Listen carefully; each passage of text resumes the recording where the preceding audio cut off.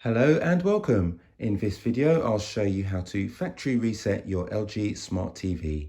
Before doing so, it may be worth taking a note of the apps you have installed and any logon credentials you use. Okay, with that said, let's start by pressing the settings button on the remote control. When this menu appears, scroll down to the bottom to all settings. Click OK here.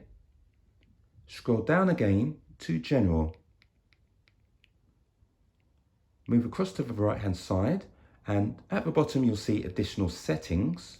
Go down there, then press down once more and you'll see the hidden reset to initial settings. Click OK here.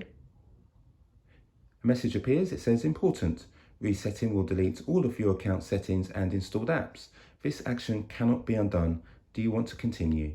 At this point, when we click OK, it will start to reset the TV. It will then take you through a setup process and within a few minutes you'll be back with a brand new TV.